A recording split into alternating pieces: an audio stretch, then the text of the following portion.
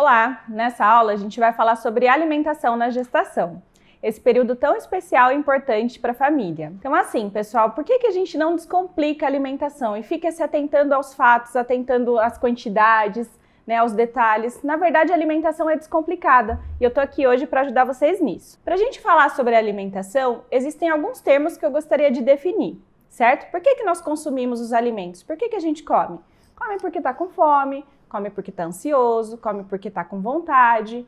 E além do mais, a gente come porque essa alimentação ela é rica em nutrientes. E o que são esses nutrientes? Os nutrientes, eles têm essas funções específicas no nosso organismo. Então, cada um tem uma função, por exemplo, de fornecer energia, fortalecer massa muscular, fortalecer a imunidade. Então, por isso que a gente precisa de uma alimentação balanceada que forneça todos os macro e micronutrientes para que a gente possa manter essa saúde adequada. Quanto aos macronutrientes, o que a gente tem?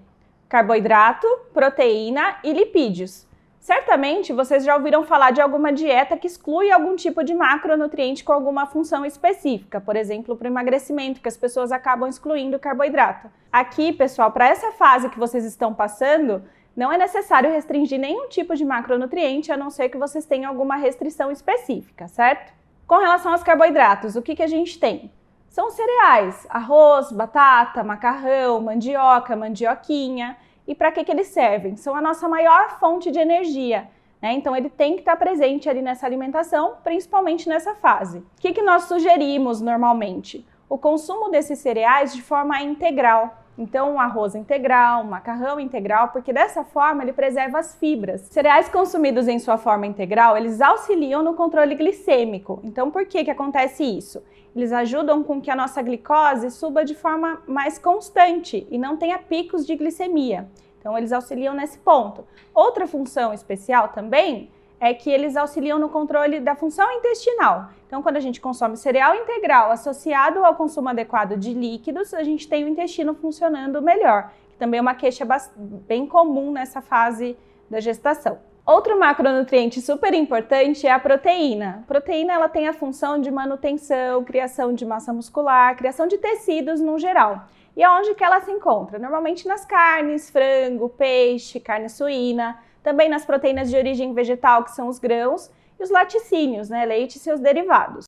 Outro macronutriente que nós temos é o lipídio, a gordura. Então, para que serve essa gordura no nosso organismo? Nem toda gordura é ruim, tá, pessoal? Então, assim, essa gordura, nesse período da gestação, ela auxilia tanto na absorção de algumas vitaminas que dependem dessa gordura para serem absorvidas, que são as vitaminas A, D, E e K, quanto na formação do sistema nervoso central do bebê.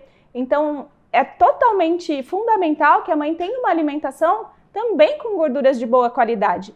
E aonde que a gente encontra essas gorduras? Normalmente num abacate, numa oleaginosa, que é castanha, amêndoa, nozes.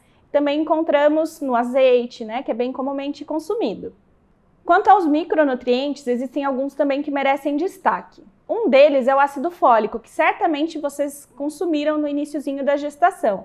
Quando a gente vai lá no ginecologista, na primeira consulta, normalmente é feito esse complemento nesse período para ajudar também na formação do tubo neural da criança. Tá, Nutri, o que é esse tubo neural? O tubo neural é uma estrutura que dá origem para o cérebro e para a medula espinhal do bebê, então é totalmente fundamental. Outro micronutriente que merece destaque é o ferro. O ferro ele faz parte da formação das hemoglobinas, que são as células que carregam o oxigênio pelo corpo da mãe. Então ela é totalmente essencial para diminuir o risco de anemia para a mãe e para o bebê. Outro micronutriente super importante é a vitamina C. A vitamina C, quando consumida logo após um alimento rico em ferro, que seja numa refeição principal, que a gente normalmente consome a carne, consome um vegetal verde escuro, ela ajuda na absorção desse ferro, ela favorece essa absorção. Outra função importante também é a questão de fortalecimento do sistema imunológico. O cálcio também tem um papel super importante porque ele faz parte dessa formação da massa óssea do bebê. Então é um período que não pode ter restrição desse mineral. Para a mãe, quando a mãe tem deficiência, isso pode causar unhas quebradiças, cáries. Então é um momento que precisa ser consumido ali pelo menos umas 3 porções de cálcio por dia para que fique numa quantidade adequada. Um papel importante também do cálcio é a prevenção da pré-eclâmpsia, né? O cálcio ele auxilia na manutenção da pressão sanguínea, então até nesse ponto ele é super importante. No período gestacional, o cuidado em consumir uma alimentação balanceada, rica em macro e micronutrientes é ainda maior. Lembrando que as mamães que têm algum tipo de comorbidade, um diabetes, uma hipertensão, precisam ser acompanhadas mais de perto e a gente tem esse atendimento aqui no ambulatório. Falando um pouquinho mais especificamente sobre os trimestres gestacionais, falando sobre o primeiro trimestre, quais são os cuidados que a gente precisa ter com a alimentação? Normalmente, o primeiro trimestre, ele é cheio daquelas queixas de náusea, vômito, falta de apetite. Então, nesse período, o que a gente sugere? Que vocês se atentem às necessidades do corpo, né? Se atentem aos sinais e sintomas que seu corpo está te passando. Então, assim, respeitem e não consumam alimentos que vocês sabem que não são bem tolerados. Procurem respeitar esses sinais. Alimentação regular, balanceada, né, com uma maior frequência, em pequenas quantidades, ela pode ter benefícios também. Dessa forma, vocês conseguem se manter bem nutridas, consumindo pequenas quantidades, várias vezes ao dia. No segundo trimestre, esses sintomas já não incomodam tanto, então as mães já ficam um pouquinho mais tranquilas, começam a se alimentar de forma mais regular, e aí é que vem aquela questão, será que nesse período a gente precisa comer por 2? Né? Na verdade não, tá, pessoal? Não é porque passaram os sintomas de náusea, de vômito que eu preciso comer por 2 pessoas, tá? A nossa alimentação precisa se manter de forma regular, balanceada e com o mínimo acréscimo eu já estou suprindo todas as necessidades da mãe e do bebê, né? Esse acréscimo com uma porção a mais de fruta, uma porção a mais de uma oleaginosa, então não precisa se preocupar em comer o dobro. Já para o terceiro trimestre, uma queixa que incomoda muito as mães é a azia, por conta desse crescimento acelerado do bebê, né? Então a gente sabe que nesse período o bebê ganha mais peso, o útero de tamanho maior acaba comprimindo um pouco mais o estômago e trazendo aquela sensação, né, de queimação. Então, assim, a orientação também é sobre alimentação regular e frequente, né, pequenas quantidades várias vezes ao dia. Alguns temperos um pouco mais fortes, uma fruta ácida pode piorar um pouco essa sensação. A mesma coisa com alimentos mais quentes, que tem aquele odor um pouco mais forte, também pode piorar, então se puderem evitar é melhor, tá? Assim como o consumo do líquido, né, da água ou de um suco junto com a refeição. Então é importante que esse líquido seja consumido um período depois, 10, 15 minutinhos após, né? Outra queixa bastante comum das mamães nesse período é a constipação. Como eu comentei anteriormente, o consumo das fibras associado à hidratação adequada pode amenizar. As fibras estão presentes nas sementes, nas frutas, nos legumes, nas verduras. Então, um consumo regular de fibras associado ao consumo adequado de água pode amenizar esse sintoma. Assim como a atividade física bem orientada, quando não houver contraindicação pelo seu médico. Nas próximas aulas, a educadora física Amanda vai dar algumas dicas para vocês, para que vocês possam se manter ativas nesse período da gestação. Agora, nós vamos falar um pouquinho sobre as dúvidas mais comuns nesse período gestacional. O que as mamães costumam perguntar aqui em consultório? Primeiro ponto, o café. O café é uma dúvida bem comum, tanto no período da gestação quanto da amamentação. Se pode ou não pode consumir. Na verdade, assim, o que os especialistas dizem é que até uma xícara do café por dia não é prejudicial, nem para o bebê, nem para a mãe. Outra questão que as mães costumam questionar é sobre o consumo do álcool, né? Às vezes, no período pós-gestação, naquele período da amamentação, as mamães vêm com aquela ideia da cerveja preta para aumentar a produção do leite. Mas assim, tanto na gestação quanto no período da amamentação, tudo que a mamãe consome vai ser passado para o bebê, ou através da placenta, ou pelo leite materno. Então, o consumo de álcool não é indicado nesse período. Uma coisa bem comum também que acontece é quanto aos desejos e aversões alimentares, né? Vocês já ouviram falar de alguma mãe que tem desejo por alguma coisa, né? Não necessariamente um alimento, mas alguma coisa em específico, por exemplo, tijolo ou terra? Existe, tá? Então, assim, essa questão dos desejos alimentares tem que ser muito bem conversada, né, com seu médico, com sua nutricionista, para que esse consumo não seja danoso à saúde da mãe nem do bebê. Tá? E esse desejo relacionado a alguma coisa não muito comum para a alimentação pode ser um sinal de uma deficiência nutricional. Então, tenham esse contato bem próximo com seu médico ou nutricionista e falem sobre esses desejos. Com relação às aversões alimentares, existem também muitos substitutos de alimentos, né? A gente trabalha com uma lista grande de grupos alimentares que, de repente, se a mãe desenvolveu uma aversão específica por peixe, por exemplo. Então, nós vamos sugerir alguns substitutos para que ela não tenha carência de nenhum tipo de nutriente específico. Com relação aos substitutos do açúcar, né, os adoçantes, quando que nós indicamos o uso do adoçante para a gestante? Primeiro, com relação às mães diabéticas, né, elas já têm esse consumo do adoçante aí com frequência. As mães que desenvolvem o diabetes gestacional também têm essa indicação. E mesmo para as mães que desejam controlar um pouquinho melhor o ganho de peso, também é indicado. Só que assim, é indicado o consumo de adoçantes à base de sucralose ou estévia. Com relação aos outros compostos de adoçantes, nós temos estudos que mostram efeitos adversos no período gestacional, então não são indicados. Só que assim, não é porque é adoçante e não tem caloria que nós podemos consumir, né, sem moderação. É importante que tenha um consumo adequado em pequena quantidade. A intolerância à lactose também pode ocorrer nesse período, justamente pelo trânsito intestinal um pouco mais lento. Então, hoje a gente tem no mercado muitos alimentos sem lactose que podem fazer com que a mãe consuma esse alimento em específico, né? Justamente pelo que eu comentei sobre a necessidade aumentada de cálcio, sem que elas tenham nenhum tipo de desconforto abdominal. As mamães que têm uma dieta vegetariana também merecem um acompanhamento um pouco mais de perto por conta desse balanceamento adequado da dieta, a fim de não gerar nenhum tipo de carência nutricional, principalmente as mamães que são veganas. Outra situação que merece uma atenção especial são as mamães pós-bariátrica. Então também é uma situação que existe o risco de carência nutricional, justamente pela diminuição da absorção que essa mãe tem por conta do procedimento cirúrgico que realizou. Então, nesse caso, a gente precisa de um acompanhamento com a equipe multidisciplinar bem de perto. Uma situação que demanda muito cuidado na alimentação da mãe é o diabetes gestacional. Por que ele ocorre nesse período? Na verdade, os hormônios que fazem parte ali da placenta, eles diminuem a ação da insulina. E o pâncreas, consequentemente, tenta secretar um pouco mais de insulina para compensar. Só que nem em todas as mães isso acontece e aí que é diagnosticado o diabetes gestacional. Nesse ponto, a gente precisa de uns cuidados especiais com a alimentação, principalmente com relação ao consumo de açúcar livre, né? Como eu comentei, o substituto do açúcar é indicado nesse ponto, então a gente precisa estar utilizando ou substituindo. Outro ponto a ser considerado é o consumo das frutas. Não é porque a fruta é um alimento saudável, rico em vitaminas, que nós podemos consumir em excesso, principalmente quando tem o diagnóstico do diabetes gestacional.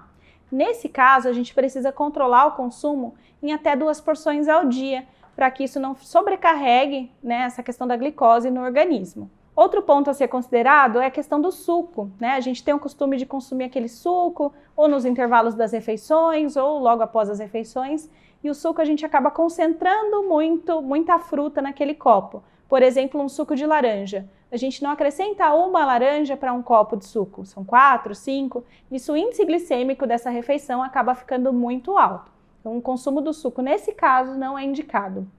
Se for consumido, que seja de uma forma mais diluída.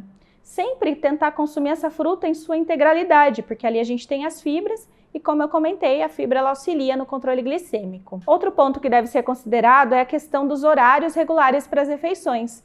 Nesse caso, as mães têm que ter um controle bem adequado por conta da glicemia. Então, ela pode ou ter hipoglicemia ou hiper, e as duas situações são graves. Então, manter as alimentações de forma regular, em horários adequados, é a melhor opção. O consumo de carboidratos também deve ser controlado. Então, o ideal é que essa mãe consuma nas 3 principais refeições, preferencialmente de forma integral. Outra situação que demanda muito cuidado é a doença hipertensiva específica da gravidez. Ela se caracteriza pelo aumento da pressão arterial a partir da 20ª semana de gestação, podendo se prolongar até a 12ª semana após o parto. Ela ainda não tem causas definidas, mas ela altera a circulação de líquido na placenta, podendo trazer riscos tanto para a mãe quanto para o bebê. Nesse ponto, o cuidado com a alimentação também é crucial. Primeira questão é tentar não acrescentar tanto sal às suas refeições e retirar o saleiro da mesa. Aquele salzinho de adição que a gente deixa ali para colocar nas refeições já prontas tem que ser excluído. Um ponto importante também é com relação aos temperos industrializados. Eles costumam ter muito sódio Então, se a gente puder excluir da alimentação, também é melhor. Além dos temperos industrializados, todos os alimentos que passam por processamento, né, alimentos ultraprocessados no geral, então um macarrão instantâneo, uma bolacha recheada, um refrigerante, eles contêm muito sódio também na composição. Então, nesse momento, eles acabam não sendo tão indicados. O cálcio também, como eu comentei, ele tem um papel fundamental nesse período por conta de auxiliar no controle da pressão arterial. Então, nesse período, se a mãe tem esse diagnóstico de hipertensão no finalzinho da gestação, é importante ainda mais conciliar essas 3 porções de cálcio aí no seu dia, com leite, iogurte, queijo, derivados no geral. Nas duas situações, nós notamos que a idade materna mais avançada, o ganho de peso sem controle, ou propriamente a mãe que já tem uma obesidade ou sobrepeso antes da gestação, e também as mães que têm histórico familiar dessas doenças têm um pouco mais de risco de desenvolver. É importante que vocês tenham consciência da influência dessa alimentação na saúde e na nutrição do seu bebê. Portanto, fiquem atentas às próximas dicas. Primeira dica, é importante que vocês façam 3 principais refeições ao dia, sendo elas café da manhã, almoço e jantar. Como que é a composição ideal de um café da manhã?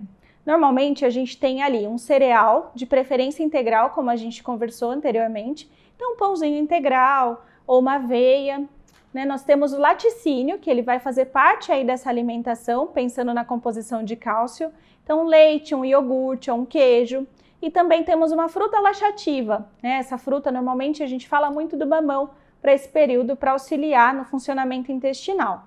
E o almoço e jantar, como que é uma composição ideal? Esse prato, ele tem ali, tem um cereal, tem uma leguminosa, tem as verduras e legumes, tem uma proteína e uma fruta cítrica, tá? O que é o cereal normalmente? Cereal é o arroz, a batata, o macarrão. A leguminosa é o feijão, grão de bico, a lentilha. Na parte de verduras e legumes, quanto mais variado e colorido, melhor. E a proteína, né? Sempre procurar uma proteína de boa qualidade, com pouca gordura, uma carne, um ovo, um peixe, um frango, o que vocês preferirem. E para complementar essa refeição, uma fruta cítrica de sobremesa. A fruta cítrica rica em vitamina C vai auxiliar na absorção do ferro que está presente nessa refeição. Então, uma laranja, uma mexerica ou uma limonada. Nesses intervalos, é importante que vocês façam lanches intermediários, normalmente compostos de fruta. Então, uma fruta ali no período da tarde, uma no período da manhã. Pode também acrescentar uma oleaginosa, se for do seu gosto, né? Ali uma nozes ou de repente umas castanhas, também vão auxiliar naquela questão da gordura boa que a gente precisa para absorver essas vitaminas presentes nos alimentos. Outra questão importante é a hidratação.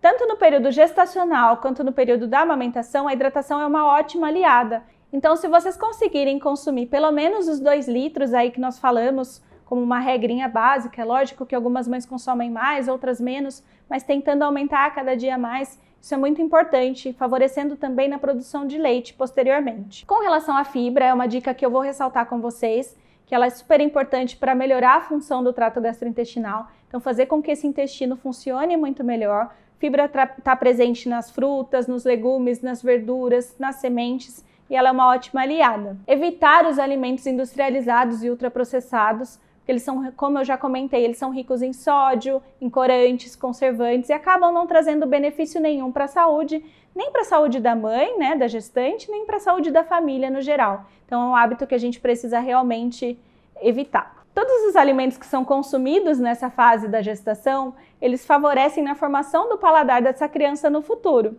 Então, tanto no período gestacional quanto no período da amamentação, a criança vai ter contato com esse paladar ali pela fase pelo líquido amniótico, vai ter contato também com relação à alteração do sabor do leite materno. Então, quanto mais variado, mais colorido for o nosso cardápio, melhor para essa criança. Falando sobre o paladar da criança, também já puxa o gancho da introdução alimentar. Vamos pensar que daqui a 6 meses essa criança já vai estar mostrando sinais de prontidão para iniciar essa alimentação. Pensando que essa criança tem os exemplos em casa, tem a família que se alimenta, não é legal que a gente já melhore esse paladar, né, esse hábito alimentar agora, para que essa criança tenha benefícios no futuro? Esse é o momento, então, da gente melhorar essa alimentação familiar. Esse é um momento de conexão com o próprio corpo, conexão com o seu bebê. Então, alimentem-se de forma consciente, uma alimentação balanceada, variada, bem colorida, respeitem seus sinais de fome e saciedade, caprichem na hidratação. A alimentação da mãe não é complicada, né? O que a gente precisa é comer de forma suficiente para prover tudo que há de melhor para você e para o seu bebê.